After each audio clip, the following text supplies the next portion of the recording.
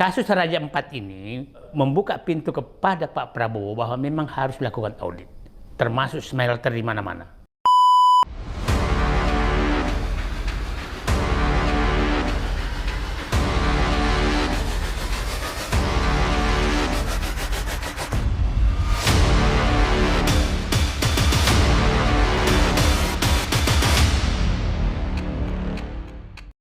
Mantan Sekretaris BUMN Said Didu mengatakan bahwa kisruh tambang nikel di kawasan Geopark Raja Ampat, Papua Barat, merupakan pintu masuk bagi Presiden Prabowo Subianto untuk melakukan audit menyeluruh. Audit mencakup smelter yang berada di seluruh Indonesia. Abraham Samad, dalam podcastnya Abraham Samad, Speak Up menimpali yang disampaikan Said Didu, bahwa evaluasi perlu dilakukan mengingat banyak yang melakukan praktek UNFIR di bisnis pertambangan. Said Didu mengamini apa yang disampaikan oleh Abraham Samad. Audit menyeluruh perlu dilakukan karena banyak pelaku bisnis tambang yang melakukan pelanggaran.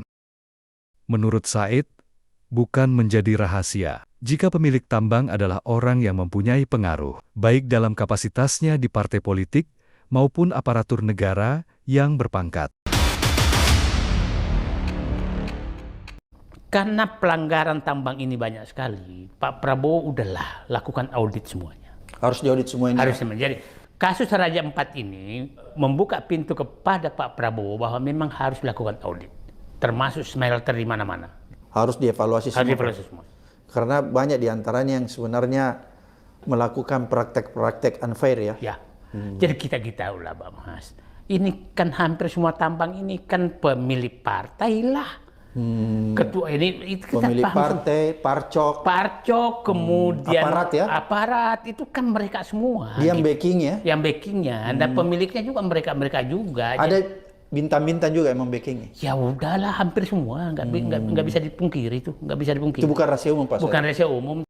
Said Didu berkeyakinan, jika Presiden Prabowo memanfaatkan kasus Raja Ampat ini untuk bersih-bersih, maka akan berpengaruh positif bagi Indonesia, baik dari sisi politik dan runtuhnya hegemoni oligarki, serta menutup celah penyeludupan. Ia berkeyakinan politik Indonesia ke depannya akan bersih.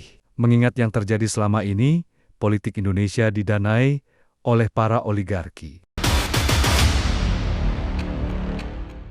Nah, jadi menurut saya, kalau Pak Prabowo melakukan itu, maka politik akan bersih. Karena yang biaya politik mereka juga. Oligarki yang akan bersih, penyelundupan akan bersih. Masih di acara podcast Abraham Samad Speak Up, Said Didu mengatakan, selain dua hal tersebut, manfaat lainnya adalah adanya arus dana yang masuk bagi pemerintah. Said Didu menegaskan, jika Presiden Prabowo ingin menyelesaikan masalah hutang luar negeri Indonesia, maka peluang yang paling cepat yang bisa dilakukan Presiden Prabowo adalah dengan menyelesaikan permasalahan tambang Indonesia. Dalam kalkulasinya, Said Didu memperkirakan bahwa tambang ilegal di Indonesia sekitar 80%. Dari 80%, 30% diantaranya karena pelanggaran IUB, semisal di IUP-nya tertera 1.000 hektar, namun yang ditambang 3.000 hektar, sementara 50% sisanya pelanggaran adalah transaksi ilegal, semisal memainkan harga, serta juga memainkan jumlahnya. Bila dilihat dari PNBP-nya, saat ini sebesar 500 triliun, namun terhadap PDB yang tercatat hanya sebesar 3.500 triliun dari seluruh hasil tambang. Dengan melakukan bersih-bersih di sektor pertambangan, maka angka tersebut masih bisa naik, yang kenaikannya itu bisa menyelesaikan permasalahan ekonomi Indonesia yang diwarisi oleh Joko Widodo. Nah, saya hitungkan saya begini sekarang. Tambang ilegal itu ada 80%. Oke. 30% itu adalah IUP-nya melanggar. Maksudnya nggak beres semua. IUP-nya 1.000 hektar tapi ditambah 3.000 hektar. Yeah. Gitu kan. Kemudian yang kedua, transaksi ilegal. Memainkan harga, memainkan jumlah, apa segala itu 50%. 80%. Perkiraan saya. Kita lihat PNBP sekarang. PNBP-nya itu hampir 500 triliun tambang. 500 triliun. Tapi terhadap PDB itu kira-kira sekarang 3.500 triliun. Artinya seluruh hasil tambang 3.500 yang tercatat. Yang tercatat.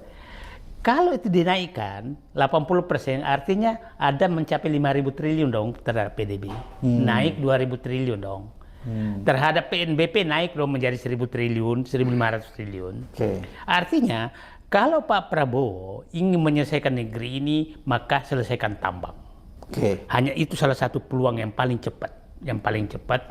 Nah, dan dia bisa mendapatkan pendapatan pajak itu mungkin 1.000-an sampai 1.500 triliun. Nah, angka ini sangat penting bagi Prabowo. Kenapa?